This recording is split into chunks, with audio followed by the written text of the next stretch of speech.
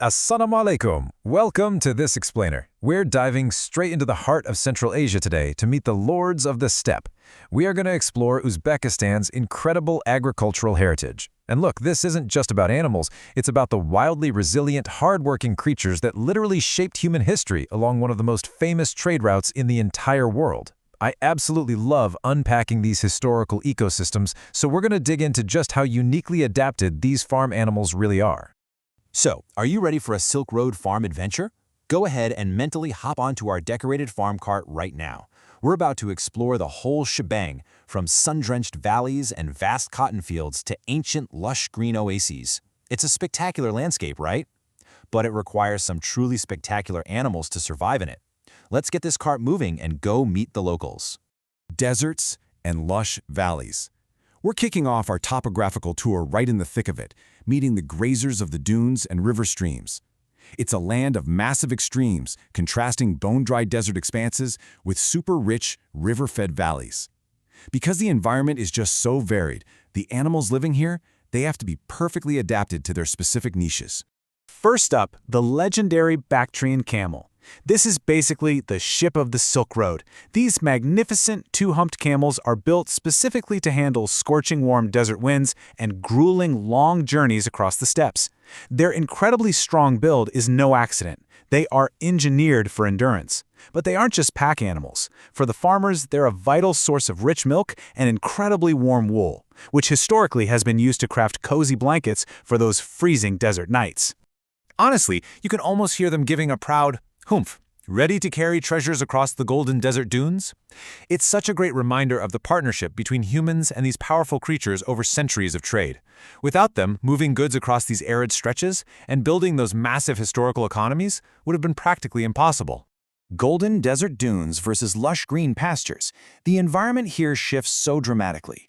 One minute, you're traversing dunes that test the absolute limits of endurance, and the next, you're straight into sweet clover pastures fed by mountain streams. It's a staggering contrast, and it's exactly in these greener, softer areas that we find our next vital agricultural contributor. Down in those valleys, we meet the local dairy cattle. These well-adapted breeds graze peacefully on the sweet clover near the mountain streams across the Uzbek countryside. They are perfectly tuned to the seasonal changes of the region, and honestly, they're the absolute cornerstone of the local diet. They provide all the fresh dairy necessary for delicious regional staples, like local yogurt and cheese. Moo! Enjoying this sweet clover by the river stream. It's a pretty peaceful life in those river valleys.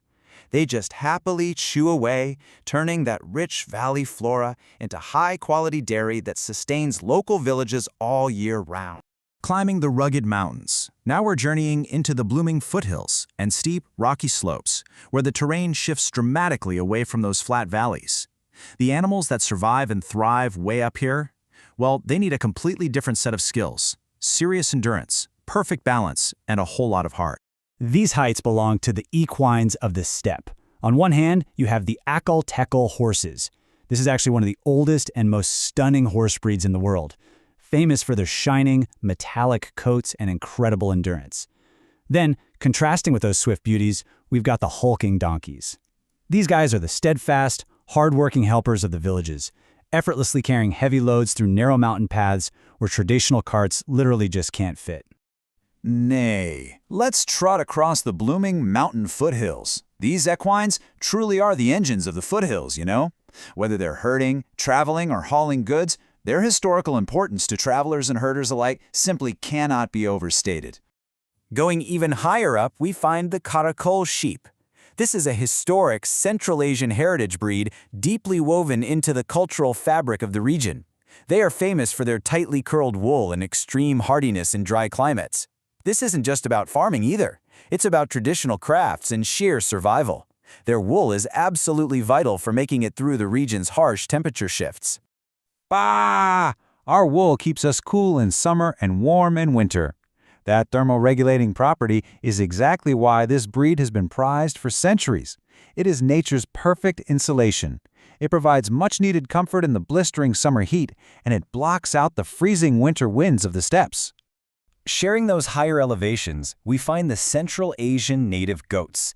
These agile scramblers roam the rocky hillsides and the very outskirts of the farms, always ready for an adventure. They thrive by snacking on wild brush and tough herbs high up on the slopes. Basically, they're eating vegetation that other animals simply cannot reach, let alone digest. Look at me climb this rocky mountain path. Their agility is just off the charts, finding sustenance where it seems completely impossible. Navigating that steep, rocky terrain makes them highly resilient and invaluable assets to the high-altitude farmers. Okay, let's head back down to the village courtyards and oases, returning to the traditional homestead. This is the heart of daily domestic life. We're talking traditional clay ovens, known as tondirs, and beautiful garden orchards. Naturally, this unique microenvironment hosts its own special cast of characters. This homestead and oasis ecosystem is buzzing with stars. You have hardy local breeds of village chickens and ducks keeping things vibrant around the tondir courtyards. And right alongside them, the incredible, industrious honeybees. These bees are the unsung heroes of the oasis, constantly buzzing through vast cotton fields and sweet melon patches to produce rich, highly sought-after floral Uzbek honey. Cluck, cluck! Time to scratch for seeds in the sunny orchard. These birds are the ultimate recyclers and pest controllers of the courtyard. They keep the traditional homestead lively, active, and functioning beautifully in harmony with the human residents. Buzz, collecting sweet nectar from the melon blossoms. The tiny, detailed work of these bees connects directly to the massive agricultural output of the region. Without them pollinating those vast fields and orchards, the rich harvests of sweet melons and the resulting floral honey simply wouldn't exist. These resilient and hardworking creatures really are the backbone of the Silk Road, shaping agricultural history as we know it. From the towering Bactrian camels of the harsh dunes, to the metallic-coated Akalteke horses, the woolly Karakul sheep, and all the way down to the busy bees in the melon patches.